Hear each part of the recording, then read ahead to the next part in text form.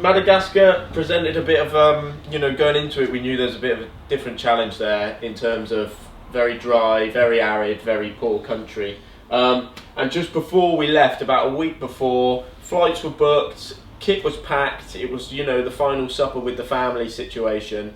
And Ant sent me a link to something from the World Health Organization that there was a breakout, there was an epidemic of the bubonic plague in Madagascar, but it had now spread from the bubonic plague to the pneumonic plague, which is, it very rarely gets to that stage. They have an outbreak every year there, most years, but this was a real bad one, and we were like, it was the worst they'd had in decades. Like they normally have an outbreak like towards the tail end of the rainy season, and it normally stays confined to the bubonic form, which is spread by like fleas. But the rainy season hadn't even started, and it had already spread from the bubonic to the pneumonic form, which is like spread by coughing and things like that. And there was already more cases before the rainy season that had started than there had been in decades previous for the whole season. So it was fairly worrying for us, wasn't it? Mega worrying. We decided to go on with the expedition anyway. We sort of just went on a bit off gut instinct and just went for it. We loaded up on medication, knowing that we could dish out some medication, some antibiotics to the local people that would really help them. But I don't think either of us were really quite prepared for just how poor the country is and how people are living out there. We were covering sort of upwards of a marathon distance a day and coming into these settlements, hoping to get some water and food.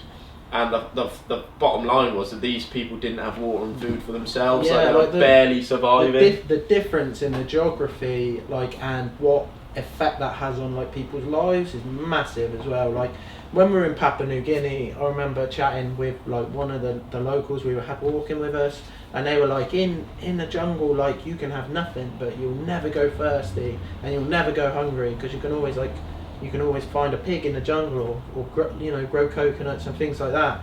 But whereas Madagascar, it has a thin tropical strip on the east coast, and then there's a big plateau, and the other side of the plateau is it's desert. So they're at the mercy of the rain coming every year and things like that.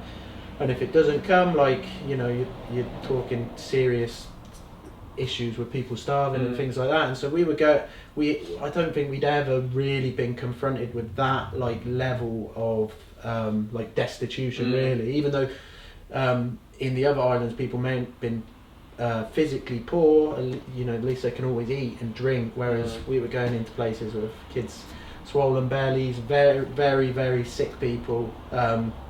And that was fairly hard to deal with, psychologically. Yeah, really hard on the brain to think we've put ourselves in a situation where we're asking for the stuff that these people really need, and that was us. That was our doing. But between the settlements, there was sort of one saving grace. There was huge distances between settlements, and there's literally nothing but dust in between. Even a lot of the wells and rivers had all dried up. There's nothing there, but every now and then you'd see a cluster of trees, and the cluster of trees were always mango trees, and the mangoes had fallen off the trees and were they were pretty disgusting. They were warm, squidgy, mulchy. Started to ferment mangoes, but we didn't have anything else to eat, and we didn't have anything to drink. So we were spending days living off just mangoes. And you can imagine what that does to somebody's digestive system. It wasn't a pretty situation, but it was enough to get us through. Wasn't it?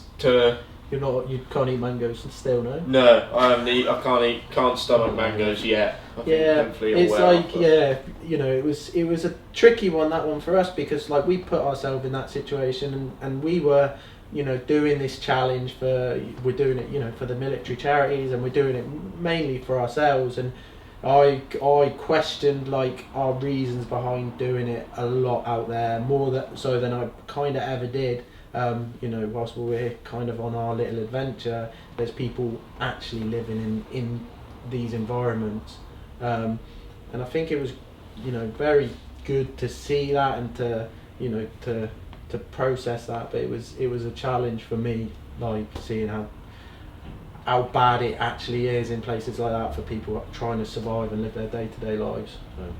Yeah, I think it was a tough old expedition from a different standpoint to the others. Yeah.